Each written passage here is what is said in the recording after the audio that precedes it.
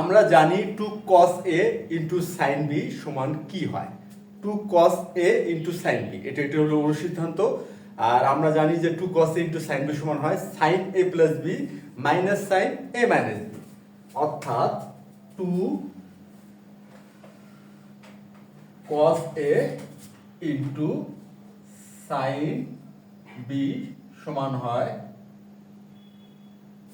Sign a plus B minus sine a minus B. এটা হচ্ছে 2 cos a into sign বির অনুসিদ্ধান্ত, যেটা সমান হয় sine a plus B minus sine a minus B.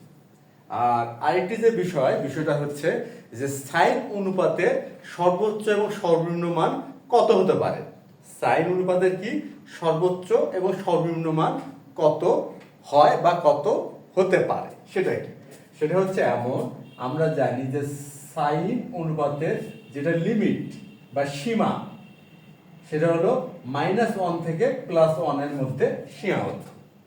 Sign অনুপাতের লিমিটটা কি -1 থেকে +1 এর মধ্যে, অর্থাৎ সাইন এ কি হচ্ছে গ্রেটার দেন ইকুয়াল -1 আর লেস দেন ইকুয়াল হচ্ছে +1, অর্থাৎ সাইন অনুপাতের মান -1 এর সমান বা -1 থেকে বৃহত্তর, কিন্তু +1 এর সমান বা +1 হতে ক্ষুদ্রতর। সুতরাং সাইনের বৃহত্তম মান কি, সাইন অনুপাতের বৃহত্তম মান কি? তাহলে সুতরাং আমরা কি বলতে পারবো যে সুতরাং সাইন অনুপাতের বৃহত্তম মান হবে 1।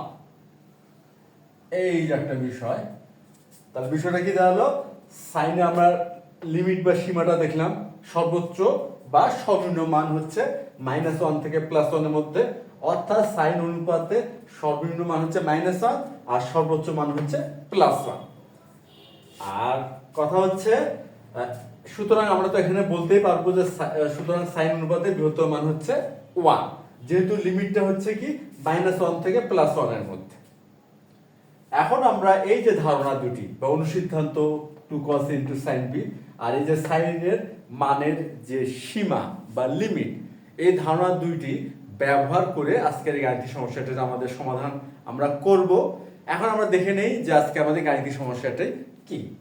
আজকে আমাদের গাণিতিক সমস্যাটি হচ্ছে, এখানে দেওয়া আছে cos a into sine a minus π/6 এর মান বৃহত্তর হলে এর মান নির্ণয় করো। আমরা এর মানটা নির্ণয় করব এই শর্ত সাপেক্ষে। আমরা সমাধানটা শুরু করলাম। তাহলে এখানে কি দেওয়া আছে, দেওয়া আছে হচ্ছে cos a into sine a minus π/6। এখন কথা হচ্ছে আমাদের যে এই অনুসিদ্ধান্তটি কি ছিল হচ্ছে 2 cos a into sine B সমান sine a plus B minus sine a minus B. এই অনুসিদ্ধান্তটা আমরা এখানে ব্যবহার করব এখন। কিন্তু এখানে 2 cos a into sine B আছে, আর এখানে এই যে ওই অনুসিদ্ধান্তের ফরম্যাটটা এখানে পাওয়া যাচ্ছে, এই যে cos a into sine a minus π/6, অর্থাৎ এই ফরম্যাটের সাথে কিন্তু মিলে গেল। পার্থক্য এক জায়গায়, পার্থক্যটা কোথায়, এখানে 2 নাই, এখানে 2 গুণ আকারে নাই, এখানে 2 গুণ আকারে আছে। আমরা এই সমস্যা দূর করার জন্য এখন আমরা ফরম্যাটিং করব। আর ফরম্যাটিংটা কি, সূত্র বা অনুসিদ্ধান্ত ব্যবহার উপযোগী করে তৈরি করা এই গাণিতিক হিসাবটাকে বা গাণিতিক রাশিটাকে শুধুমাত্র একটি বিষয় খেয়াল করে মানের যেন কোনো প্রকার পরিবর্তন না হয়। আমরা এই জন্য কি করলাম, এখানে 1/2 ইন্টু 2 লিখলাম, অর্থাৎ এই যে 2টা চলে আসলো, আর এই 1/2 গুণ করাতে এটা হয়ে গেল 1, অর্থাৎ মানের পরিবর্তন না করে আমরা কি করলাম, এই অনুসিদ্ধান্তের ফরম্যাটটা এখানে নিয়ে আসলাম। অর্থাৎ এখানে কি হলো, half into 2 cos a into sine a minus π/6। এখন আমাদের 2 cos a into sine B এই ফরম্যাটটি কিন্তু আমরা এখানে পেয়ে গেলাম। সুতরাং আমরা এখানে লিখতে পারি সাইন a প্লাস বি এই বিষয়টা, তাহলে এখানে a plus A minus pi by 6, আচ্ছা, minus sine A minus B. এখানে এ মানে হচ্ছে এ, মাইনাস মানে তো মাইনাস সি, আর বি, বি এর স্থল হবে এ মাইনাস পাই বাই 6। যেহেতু এখানে মাইনাস চিহ্ন আছে তাহলে এই মাইনাসটা হয়ে যাচ্ছে প্লাস, তাহলে A plus pi by 6 equal 1/2। এখানে হচ্ছে sine 2a minus pi by 6 minus হচ্ছে সাইন, এই যে a থেকে a বিয়োগ করলে 0 হয়ে গেল, তাহলে এখানে থাকলো pi by 6। Sine pi by 6 অর্থাৎ সাইন 30 ডিগ্রি এর মান কত? সাইন পাই বাই 6 বা সাইন 30 ডিগ্রির মান হচ্ছে 1/2। সুতরাং এখানে আমরা লিখব 1/2 sine 2a minus pi by 6 minus হচ্ছে 1/2। এখন আমরা একটা বিষয় দেখি, এই যে cos a into sin a minus pi by 6, এই রাশিটির মান বৃহত্তর হলে এর মানটা নির্ণয় করতে বলা হয়েছে। এখন এই রাশিটিকে আমরা সরল করে কি করলাম, এই অবস্থায় নিয়ে আসলাম 1/2 into sin 2a minus pi by 6 minus 1/2, অর্থাৎ এই রাশিটিরই কিন্তু সরলরূপ হচ্ছে এটা। এখন কি, এখন আমরা বলতে পারবো এই রাশিটির মান বৃহত্তর ধরে এর মানটা নির্ণয় করতে হবে। আচ্ছা, এখন কথা হচ্ছে এই যে রাশিটি, এই রাশিটির মান বৃহত্তর কোন ক্ষেত্রে হবে?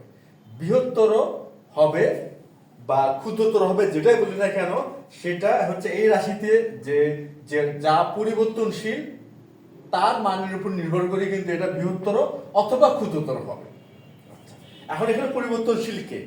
আমরা বিষয় খেয়াল করি 1/2 আর 1/2, এটা পরিবর্তনশীল নয়। কেন? 1/2 হচ্ছে একটা ধ্রুবক, আর ধ্রুবকের মানে কোনো পরিবর্তন হয় না, এই জন্যই তো সে ধ্রুবক। আচ্ছা, তাহলে এখানে মানের পরিবর্তন কার হচ্ছে?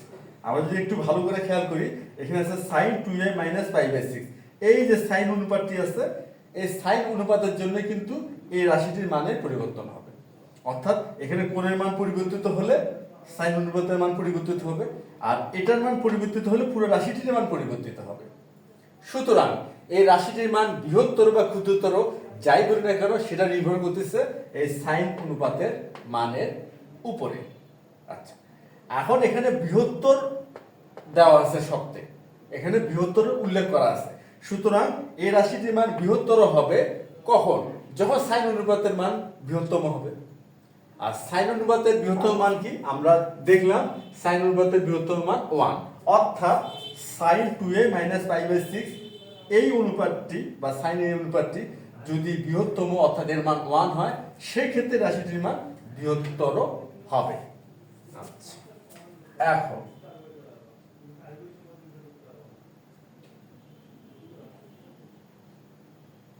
One by two into sine 2a minus pi by 6 minus 1/2,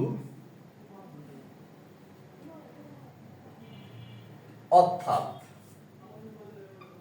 cos a into sine a minus pi by 6 এর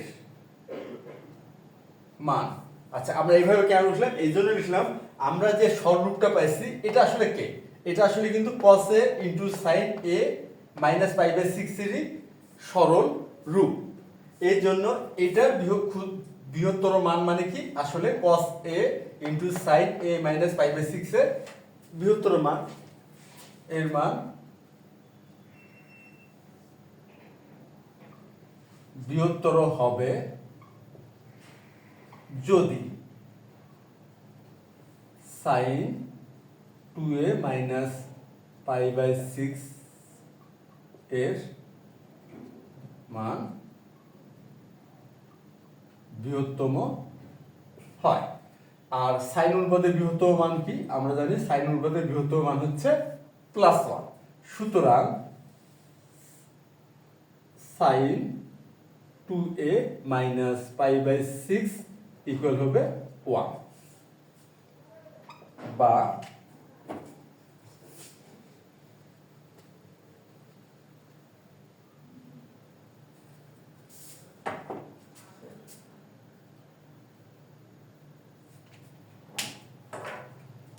বা sine 2a minus pi by 6 equal হচ্ছে 1 মানে হচ্ছে সাইন 90 ডিগ্রি।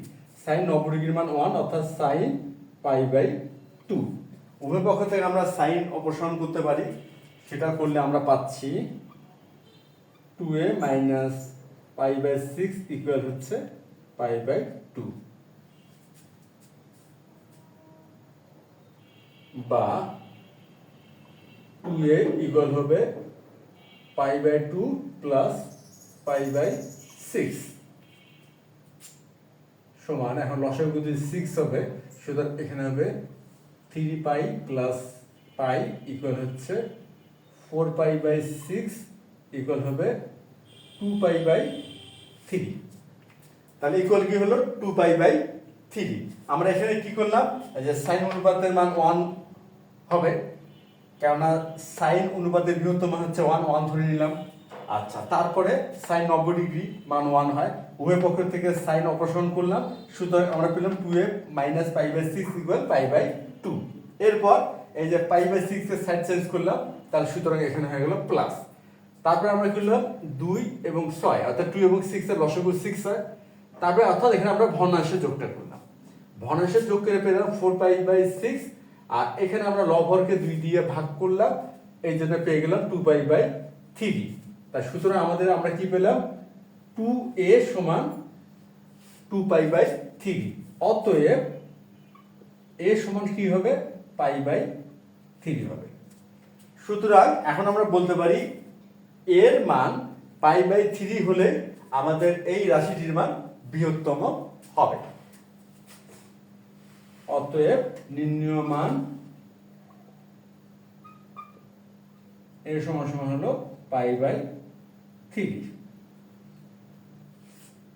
আশা করি আজকে আমরা যে ধারণাগুলো ব্যবহার করার মাধ্যমে এই গাণিতিক সমস্যাটির সমাধান করলাম, এটা তোমরা সবাই বুঝতে পারছো।